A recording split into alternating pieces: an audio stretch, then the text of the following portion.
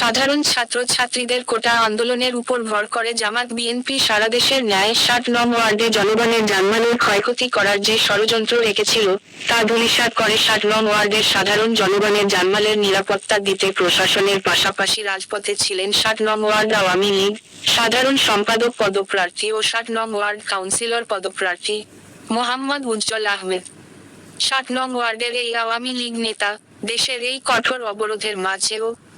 ঢাকা-৫-এর সংসদ সদস্য আলহাজ মশিউর রহমান মোল্লা সজলের নির্দেশে সাধারণ পথচারী, রিকশা চালক, খেটে খাওয়া মানুষের মাঝে খাবারের প্যাকেট বিতরণ করলেন।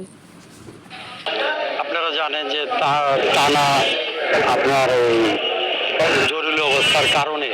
বিএনপি জামাত যেভাবে বাংলাদেশে তাণ্ডব চালাইছে, মানুষের যে ক্ষয়ক্ষতি হয়েছে, তৃণমূলের মানুষ কোনো কাজ পাচ্ছেন না। এই জন্য মাননীয় প্রধানমন্ত্রী আমাদেরকে নির্দেশ দিয়েছেন, আমাদের মাননীয় সাংসদ ঢাকা-৫ মশিউর রহমান মোল্লা সজল ভাই এর পক্ষ থেকে আমরা ৬০ নম্বর ওয়ার্ডের পক্ষ থেকে আমরা এই অঞ্চলে যারা ছিন্নমূলের মানুষ আছে, যাদের এই অবস্থায় খাবার কেনার মতো অবস্থা নাই, তাদের পাশে দাঁড়ানোর জন্য আমাদের এই ক্ষুদ্র প্রয়াস। আমরা এসেছি, আমরা তাদেরকে রান্না করা খাবার খিচুড়ি আমরা বিতরণ করছি ৬০ নম্বর ওয়ার্ড আওয়ামী লীগের পক্ষ থেকে, এবং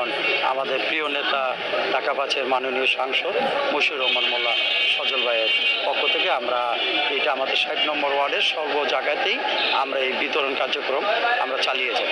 জানেন আমাদের মাননীয় প্রধানমন্ত্রী সবসময় চায় তৃণমূলের মানুষের কাছে যাতে পাঠায়। তারা আমাদের বোম মেরেছে, গাড়ি ভাঙচুর করেছে, কত ক্ষতি করেছে, তারপরেও প্রিয় নেত্রী কিন্তু আমাদেরকে নির্দেশ দিয়েছে, তোমরা যতই তারা ক্ষতি করুক তারপরেও তোমরা ছিন্নমূল্য মানুষের পাশে দাঁড়াও। আমরা তো মাননীয় প্রধানমন্ত্রী মানবতার দিশারি,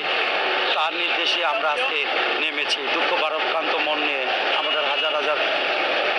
কোটি টাকা বাংলাদেশের ক্ষতি হয়েছে, জানমালের ক্ষতি হয়েছে, আমাদের নেতাকর্মীর ক্ষতি হয়েছে, তারপরও আমরা এক বুক কষ্ট আমাদের বুকে জড়ানো, তারপর আমরা সাধারণ মানুষের যাতে কষ্ট না হয় এই জন্য আমাদের